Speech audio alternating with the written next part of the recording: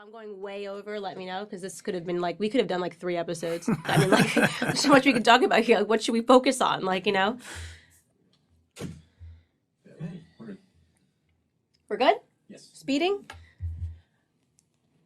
Okay, ladies and gentlemen, we are rolling into another episode of The Candace Owens Show, and this is a topic that I'm very, very, very excited to challenge myself on, primarily because I am not sure exactly where I stand. I've been trying to make myself ideologically consistent in all of my ideas and things that I say.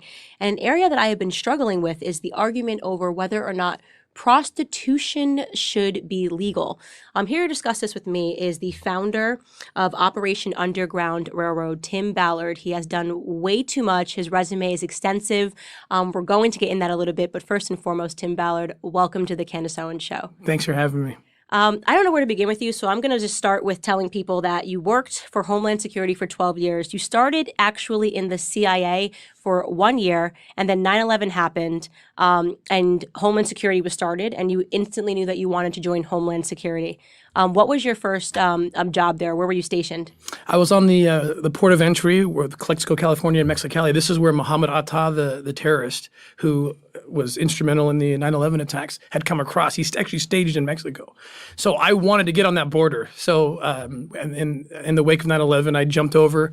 In fact, I was still, even before the name Homeland Security came out, I was already going into what was called the Immigration and Customs Enforcement. It was ICE.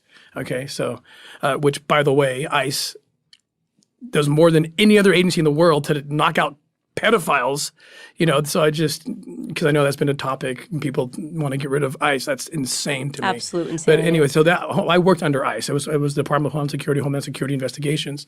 And I went down on the border to combat terrorism. And I was there for only 6 months. I had the office I wanted, and I looked into Mexico from my office. We were crawling under tunnels. We were finding all those tunnels during this time. This was the early 2000s. And we were, doing what I wanted to do. And my boss called me in and he said, "Hey, we've selected you to help us start this new group, an anti-child trafficking group." And I literally, like most of my colleagues and even the world, what's child trafficking? What are you talking about? No one was talking about it then. And it turns out it's the fastest growing criminal enterprise in the world. And so that was my introduction into it. And they just kind of threw me into it and said, "Figure it out, help us design the policies, help us." All right, Tim, I'm going to cut you off and tell you that I was ignorant even about that fact. And I love doing the show because I always tell people I come into these conversations ignorant and I get to learn from the experts. I was ignorant. So the fastest growing enterprise in the world is child sex trafficking. Fastest growing criminal enterprise in the world is the selling of people. Wow. Yep. 30 million people are enslaved. About 8 million children are enslaved, whether it's sex slavery, slave labor, or organ harvesting, which is something we are working on mostly in the Middle East right now. Okay, I don't think the majority of Americans know that information. They do not know that. That is incredible. No. Okay, so you get that call, you didn't know what it was, and you say, "Hey, you're now going to be the guy that's working on that." What next? So we start working these cases, and I was scared to death. I said no at first. I went back to my wife, and I said, "Can you believe they asked me to work this?" And we had little children at the time, and she says, "There's no way you're doing this. You'll bring darkness into our house." I said, "Yeah." So I went. I was preparing my speech to tell my boss no. He's a big, burly guy. I was scared of him. He had this big hook mustache, and I had to go tell him no. And I didn't want to do that. And I remember kind of rehearsing my speech in the mirror that next morning. Let's hear it. And it was. Let's hear it. I know you know it. I never figured it out. Okay. I never got it out. I didn't have to. And it was a really sweet story. My wife came into the bathroom and she had tears in her eyes. And she said, "I'm wrong. We're wrong. You have to do this." For the very reason that we thought you couldn't do this because we have kids is the reason you have to say yes. Wow. Because we have kids. And if it's true, and we didn't even believe the stats at the time, I know they're true now, about this being such a pervasive crime against children, then of course we can't walk away from it. And so my speech became easy. It was just yes. And we started in, and it was 100 times worse than I could have even perceived in my mind. The things that people do to children. And these are young children. People think we're talking about child pornography or child trafficking. They think 16, 17, and certainly those are technically minors. That's not even what we're talking about. We're talking about 5 years old, 6 years old, 7 years old, what people are doing to these children. In the last couple of years, there's been a 5,000% increase in child rape videos on the internet. And these are little children who are being abused this way. So I got into it. We started working it. And something shifted in 2006. George W. Bush signed into law the Adam Walsh Child Protect Act. And what that did, it changed my life. A tiny little part in that bill, there used to be a statutory requirement that if you wanted to go after American pedophiles who were hurting children overseas, you had to prove that they had the intent to rape that child while standing on U.S. soil, which before 2006, we had 0 prosecutions because you can't prove that. He eliminated that statutory requirement, which opened the gates, and they sent me overseas. I speak Spanish. They sent me to undercover school, and they said, okay, now that we don't have to prove this, all we have to do now is prove that an American left the country, went overseas, sexually assaulted a child, and now we can hold that American perpetrator accountable as if they committed that crime here in this country. It's an amazing new opportunity. So they sent me to undercover school, and they said, go and figure it out and find the kids. And so I did. I worked in Central America and Latin America, going undercover as a pedophile, as a trafficker, whatever I had to do. And it almost broke me. Not just because of the exposure to such darkness, but because if I couldn't find an American pedophile on one of these operations, I had to come home because we had no dog in the fight. The U.S. government couldn't do anything legally. But I would always find the kids. Wait, hold on. Wow. So if you were overseas and you did find, yes, this is a pedophile, this person is involved in sex trafficking, unless you could locate one American in that, you had to walk away from the situation. Am I understanding that correctly? That's correct. Wow, that's really heavy. It was hard. And I didn't blame. I would have made the same decision. It's a constitutional question. Right. It's a legal question. Mm-hmm. And the country that we're working with, who are helping us, they said, where are you going? Tim, you've made yourself the bait. If you walk out of this, it's over. The bad guys think you're the guy.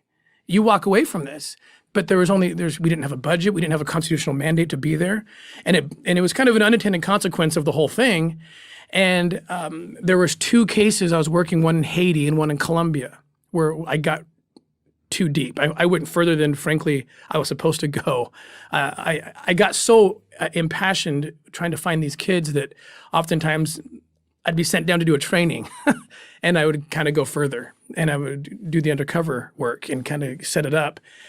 And there was 2 cases, one in Colombia and one in Haiti. Like I said, I learned about this little boy. His name is Gardy. In fact, I wear his name on my wrist. This little boy, Gardy, is a U.S. citizen, kidnapped in Haiti, living in Haiti with his family. He's of Haitian descent. He's the only one of his family that was actually born here while the family lived in the United States. And he was kidnapped from the church where his father was the pastor and kidnapped and trafficked. Haiti's I think, number 3 per capita in the world for human trafficking. And I promised this father that we would never stop until we found his son. And I thought, because he's a U.S. citizen, I can make this work. But DOJ came clear to me, and they said, no, this is a Haitian crime. There's nothing, you got to come back. But I'd already promised the father, right? So, and I did the same thing in Colombia. I went too far in a case where we were set up to do a big takedown, rescue over 100 kids. But again, I overcommitted, and we didn't have the mandate to be there. So then it was, now what? I'm 12 years in this job as an undercover operator for the U.S. government. And I went back to my wife and I said, what do we do? I can't work these cases anymore. And it was my wife. It's always my wife, by the way, who directs me, and none of this would have happened without her. She says, well, it's very simple. You have to quit your job, and we'll just figure it out. And I had just been on the Glenn Beck show for a book I wrote. It had nothing to do with trafficking. And I didn't know Glenn that well, other than I was on a show once. And he didn't even know what I did for a living, except I wrote this book about American history, about religious liberty. That was kind of my hobby.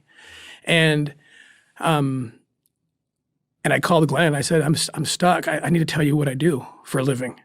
And against all the advice of his attorneys, of his company, he said, I can't say no to this. And he raised the money for us to go back down and do those 2 hits. Wow. Glenn Beck is the co-founder of all these, according to me. He really is. And he's one of our closest friends and allies to this day. So we went down and we quit. We started this foundation. I pulled in a kind of a coalition of willing people who would work for free because I didn't have enough money. Former Navy SEALs, guys I knew in the government who came in, former FBI, Homeland Security guys, local cops. And we went down and we were successful. We went in Colombia and rescued over 100 kids on that operation. And on the Haiti operation, we found the captors. We liberated the other children. They had 28 children that they were holding captive. And we were able to liberate those children, get the bad guys in jail. But the little boy Gardy, who I wear this to remember him, he wasn't there. He'd already been sold, and we haven't found him yet. Wow. I want to ask a question. When you say I know you're oversimplifying. We went down there, we liberated them, right? Yeah. That sounds super easy, like you pressed a button, and it's not pressing a button. No, it's not. What does that take? Take me through the day when this operation is going to come into fruition. So you're watching these guys, you're studying them, you know who the players are, you know where the children are, right? Who are the people? Because you've assembled this team. Now you're on your own. You don't have government support, right? Who is around you? Who are you? Are you working with the government in Colombia? Who are the men that are going in and busting down doors? What does it take? Yes, excellent question. So yes, we always work with government or we won't work at all. So we basically become consultants for the government, and they'll sign us up as informants, officially, legitimately, as informants that allow us to legally then go undercover on behalf of the government. So in the case of Haiti, we went down there. We were able to get phone records. See, a place like Haiti, here's the problem: these kids that get trafficked and kidnapped in these countries that are developing, there's almost no hope because a lot of these countries, most of them don't even do proactive investigations. We're very blessed to live in this country. We have first-class law enforcement, federal, state, local. Over there, they don't. And a proactive investigation, which is required to liberate children, they don't do them. Right. It's all they can do to keep up with the reactive, the dead bodies, the homicides they have to deal with every day. And so we were able to go in and say, look, we'll help you do these proactive investigations. So we helped them, and they got phone records, and we were able to locate this place where we were certain that the little boy had been taken at one time. And so we flew a drone really high over it, and we're just mortified to see we counted 20 some odd children in this compound. There was high walls, you couldn't see around it, and then we had to get in. So what's going on in there? So we drive up to this place, and they've painted on the wall in Haitian Creole, Happy Day Orphanage. Well, there's no registered orphanage in Haiti called that, and so we know it's a front. What are they doing? Well, we know what they're doing. They're selling. If there's 8 million children who are being sold into slavery, 2 million of those are just sex slavery every year. How do those kids get into the market? This is how they get into the market. After the big earthquake in Haiti or in any kind of natural disaster, what happens is people do this. They throw up a sign that says orphanage, and in the wake of the chaos, innocent people are taking children. Oh, we'll take them here, and it's harvest time for the traffickers. This is how children get put into the sex trafficking or the labor trafficking market. And so the Haitian government volunteered me to go undercover and just walk into this place. You just walked in. Just walked in. Blind, walked in, didn't know what you were walking That's into, right. if you were going to get killed. That's right, because we had no other option. We couldn't get any more intel except that someone went in. And being an American, I would have more ability to kind of trick them, right? Because I don't look like I work for the Haitian police. No. So we wired me up, cameras in glasses, cameras in backpacks, hidden cameras, and I walk into this place, and it was probably the most emotional moment I had in my career at that point, because I walk in, I see these kids, and there's 28 children. The youngest is 1, the oldest is like 13. And they're just miserable. And I know what's going on. Like, I can tell. And the people that came up to me immediately, they weren't even worried. And they said, "Oh, you must have heard what we do here." I said, "Yeah, of course. That's why I'm here." Okay, so the kids are $10,000 each. Just like that. Instantly. And I said, "Yeah, that's why I came. I have a contact up in New York City that kind of, I had my legend, my story in my mind of what I was going to do and say, and so we start negotiating. And I'm looking for little Gardy. I'm just dying. I'm just like, where is he? I can't tell. There's these dark outbuildings around him, and so I want to get into those. And So the police had told me, because again, we work under their jurisdiction, if you can't find Gardy and they offer to sell you a child, buy the child. Go through with the deal. Let them conclude this deal, which will give us the evidence we need to then take this place down. And then we'll really be able to find Gardy. So at this point, I have to pick a child to buy in a sting operation. And I'm looking around, and I actually have the undercover footage. You can see this because I had another guy with me. There's two of us that walked in, and so he caught me as I'm looking for this kid. Who am I going to buy? And this beautiful little boy. He's about probably 2 years old. He basically picks me, and he walks up to me, and I just hold this little boy in my arms, and I said, "Okay, he's the one I'm gonna buy." I take him in my arms and I walk into some of the outbuildings while my colleague is keeping the traffickers occupied, negotiating a price and so forth. And so I'm looking in. I got my camera to pick up any other faces, any other children, and as I'm walking into this dark outbuilding on this premises, this dirty, smelly, evil place, I hear the footsteps of another child who's following me. And I swing around, and there's this 3-year-old girl. And I'll tell you in a minute why I'm getting so emotional. There's a reason. And she's looking at me, and she's looking at him, and I want to kind of get her out of the way. I don't want to create, a lot of attention around what I'm doing. So I give her a candy bar. Now, these kids are all, we find out later, and I could tell in the moment, all of them are on the verge of starvation. And I give this little girl a candy bar. She's probably never seen a candy bar. And I said, take this outside. You can eat it outside. And I have children. I know they respond to that. This little girl did something I'd never seen any child do. She took the candy bar. She broke it in half, almost like muscle memory, not even thinking, without taking her eyes off the little boy in my arms. Breaks that candy bar in half and hands the other half to the little boy. And I just knew. I mean, God told me in that moment. They're related. They're brother and sister. Wow. All they have is each other. That's it.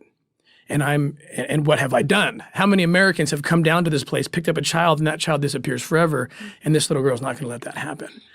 And so I broke the cardinal rule of undercover operators in that moment. This first and last time I ever did it. I knelt down. I put the little boy down. Right when I put him down, she grabs him and protects him from me, which was the sweetest thing. This little girl is just my hero. And then I broke this rule by telling them who I was, that I am here to help them, and then they need to help me, and just go along with what I'm doing, and we will get you guys out of here. And she knew this girl's brilliant. She's gifted in a way that most children aren't. And so she does, and she goes along with this. We end up getting the kids out. We buy those kids in a sting operation, in a sting deal. We had to go to another hotel that we had set up where we had cameras wired to make sure we got all the dialogue and all the evidence we needed. It went off perfectly. The traffickers got arrested. They liberated the orphanage, the false orphanage. And little Gardy, of course, wasn't there. But the father, I told you about the father of this little boy who I met, who I made the promise to, that we would never, he's a pastor of his congregation, of his Christian church. I promised him that we would never stop till we found his son. He's waiting in another hotel for the good news. He's waiting for me to walk through the door with his son in my arms. And we all knew that was going to happen. We believed it. And I still had hope at this moment when the police raided the front orphanage that Gardy would be there. And about 30 minutes later, they called me with the devastating news that he's not here. We got 28 kids, but we didn't get him. And I had to go back and tell this man what happened. And it was the most difficult and most inspiring conversation I've ever had with a human being. I went back, sat down with him. He was in the lobby of the hotel, and without saying a word, he just breaks down. I break down. We're just sobbing without even exchanging any words, because he knew that I didn't have his son. Yeah. But I did eke out the words to him. But we did get 28 kids out. And then he did this most amazing thing. He slaps his hand on the table and he pops his head up, and his tears are drying. I'm still crying. He's not. And he says, "Stop crying. This is amazing." I said, "What's amazing?" He said, "You just told me we rescued 28 kids." I said, "Yeah, but I'm worried about the one we didn't get." And he says, "No, you're missing it. If Gardy hadn't been kidnapped, none of those kids would have had a chance. His kidnapping led to this." And I thought, wow, I couldn't say what you're saying were roles reversed.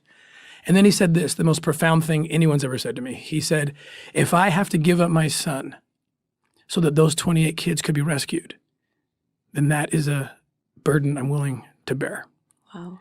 And we've rescued over 3,000 victims and children since that time. And they're all because of this sacrifice.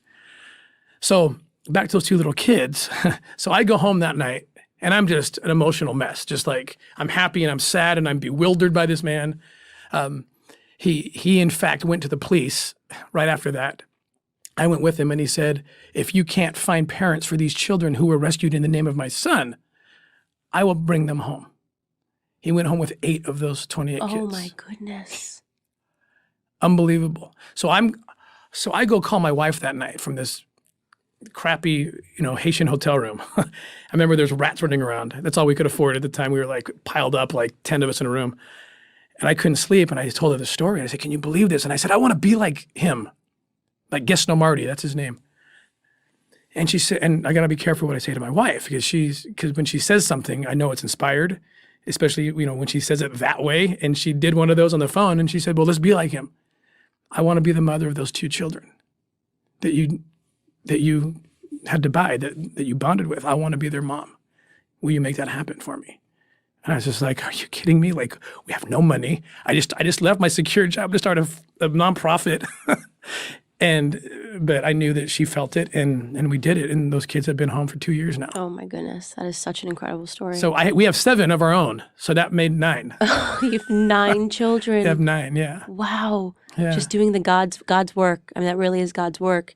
And I really want to just add some, not credit, but just to sort of speak about what your wife was experiencing and what she's feeling. Because as soon as you said, oh, honey, they had me on sex trafficking, and her initial response, that would have been my initial response. Because it's a topic that no one wants to talk about. And it's because it actually so deeply affects us that we want to pretend that it's not happening. And the courage for her to say, this is exactly why we should do it. And I can't imagine how it impacts just your emotionality every single day. There's no way you cannot just leave the office, right? No. There's no such thing as leaving your work at home because No. you're seeing something that is just tethers you to your humanity and makes you realize that there are just some really, really, really wrong things about this world. That's right. Really horrible things about this world. And I'm guilty of it too. I try to you want to turn the faucet off on certain types of evil because you just can't stomach it. And talking about this issue in particular is really hard for people. And I think that's really why so many of us are ignorant about just how extensive the issue really is. So I started this episode with speaking about prostitution, and I want to pivot there. Yeah. I was on a college campus, and some kids asked us, what is your opinion on prostitution? And obviously, my gut instinct that I wanted to say is that while I don't agree with it morally, I do think that people should have the right to do with what they want with their body. But then something in the back of my head said, don't put that answer out there because I don't know that I necessarily agree with that because if prostitution was legal everywhere, there is no doubt that it would impact child sex trafficking. Yeah. So I've thought long and hard about this because I too am very libertarian in my political ideals and love liberty, and I think people should have the right to do what they want to do. I have the advantage that I know who these bad guys are. And most of Amnesty International came out, and I very much disagreed with what their position was. They're trying to promote rights for sex workers. And I get where they're coming from, but they just don't know the bad guys like I know the bad guys. And part of what they're pushing, and in New York State, they're considering a bill to do the same thing. Part of the sex workers' rights, according to Amnesty International and what people are pushing for, is to preserve the rights of the pimp, of the manager of the sex worker. They claim that they need that. Well, I know these guys, okay? I've been undercover in dozens of countries, dozens of cases. These guys they're wicked and they're evil and they're businessmen. And you can sell a child for double or triple what you can sell an adult for in the sex market. And so these guys would love to have their business legitimized. And now they're being regulated and they're shaking hands with government officials and everything's good. Of course, I'll never show you the 12 little children who are under 10 years old that I have in the basement, but they're for sale too. And they're going to use this new sex market that the laws have created for them and legitimized for them, and those kids will be hurt.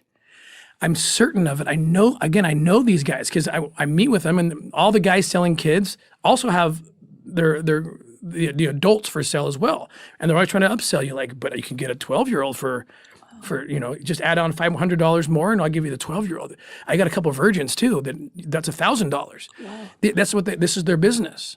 And so to legitimize it, and plus, when you go into these countries that have limited resources, they don't have enough, like I said earlier, to do these kind of proactive investigations already.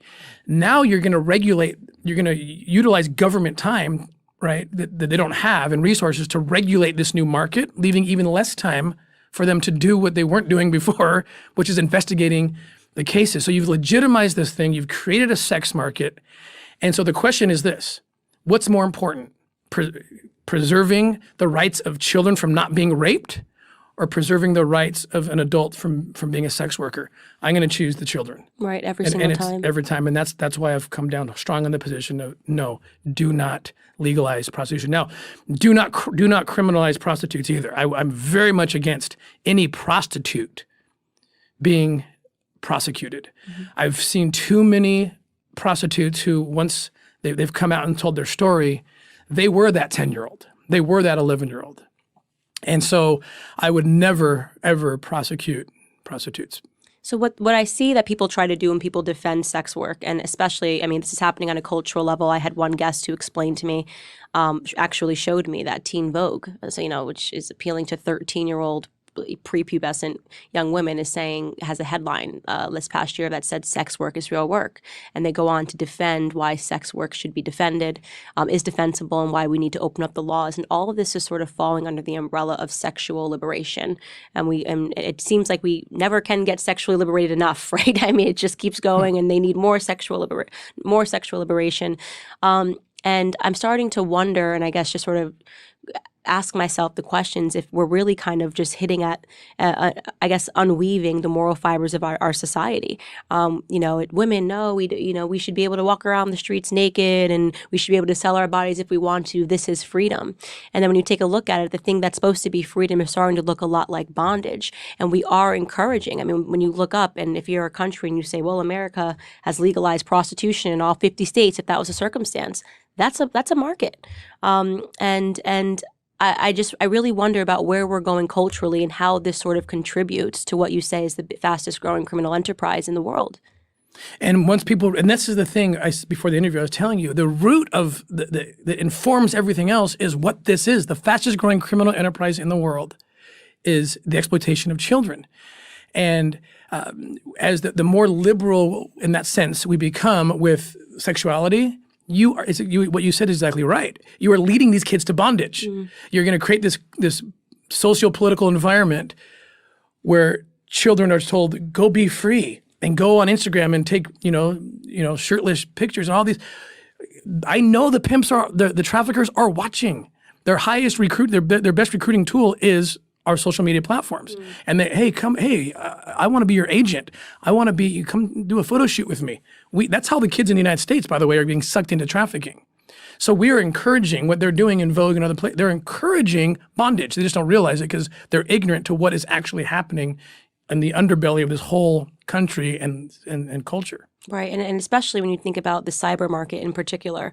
We live in this culture that most people think that pornography is okay. Women should be allowed to be porn stars. It's okay to have all of these, this free porn industry at your fingertips if you want to indulge in that. And then you have to ask yourself the question, when you see all of these stories break about, children that are being put on the internet. I actually read a terrifying story of somebody who was able to hack into baby cams and kid cams in people's homes and literally be looking at the footage all day of the 4-year-old playing in her room, the 4-year-old getting dressed, and then went and put that on the internet. That is, to me, the most traumatizing, violating thing that I could possibly think of. I'm not a parent yet, but just imagine in your own home and the market that's being created by this idea, again, of what should be liberation. That's right. And it's just, it seems like an issue that isn't ever going to be defeated if we continue to provide a market by redefining what morality is and trying to say, calling things free that aren't necessarily really about freedom, in my opinion. Exactly right. Yeah, so it's a really scary topic, and you do so much work in it. I mean, so where do you go from here? You're running this organization. I'm assuming you guys are no longer a startup. No, not anymore. Yeah. Right? No Yeah. longer in startup mode. So it was good that you followed your heart. Yes. Yeah. How Yeah. many cases do you take on at one time? So we're in 22 countries and we're in 25 states. We just had our 1,000th rescue this summer just for the year, which is so every year has been better than the next, and we just continue to grow and provide the tools and education that jurisdictions, including here in the United States, that don't always have to combat trafficking. The other thing that we picked up, so in 2015, Glenn Beck started the Nazarene Fund to get the Christian people out of the Middle East, out of Iraq, as ISIS was rolling in. Mm-hmm. And he moved. What he did was absolutely phenomenal, by the way. But he'll never get credit. There should be a movie made about him. He moved 10,000 people out. I love what Oskar Schindler did during, getting 1,200 Jews out. What an amazing story. Glenn got 10,000 of people out of the Middle East and into safety before ISIS came in. And once they came in, we know what they did. Sex slave markets like we've never seen. Christian Yazidi children and women killed the men. And then a couple of years ago, 2.5 years ago, Glenn called me and said, I need you to take over, OUR to take over the Nazarene Fund. Wow. So he's still the founder, and we still work closely with him and Mercury One. So we're doing a lot of work in the Middle East now. So we're running these operations. ISIS is still alive. They don't have territory anymore. The caliphate has been destroyed, but they still exist, and they still have thousands of kids in their possession. These are some of the most grotesque people I've ever seen. I mean, they recruit pedophiles. Anyone can come in and join ISIS. Pedophiles join because of what they can now do. And so we're still working a lot on opening up those areas and getting those children out of the hands of What ISIS. country is the worst for sex trafficking? It's really any developing country that has a resort town. Okay. Kind of is the worst. I'll tell you, we have our biggest office in Southeast Asia. There's a lot going on there in Thailand, and Interesting. a lot of that's where Westerners go to find children, unfortunately, and we actually target Americans.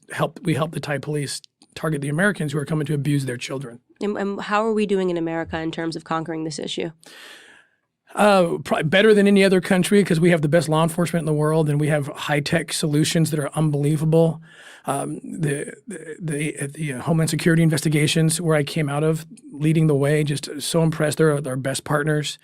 The Internet Crimes Against Children task forces, which we have, are phenomenal. We support those as well, our foundation. But there's still roughly 250,000 children in the United States currently being sold into sex slavery. And that number, thousands of children are brought in from foreign every year. Here's the problem with America is that we are the #1 consumer of child rape videos in the world.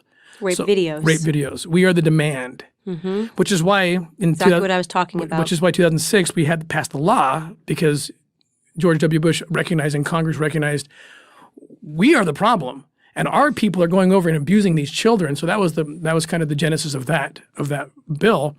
But kids are still being brought over, and they're still being exploited because if a trafficker can get that child into the United States, the price just went up. He's going to make a lot more money by bringing the product to the market where it's a higher value.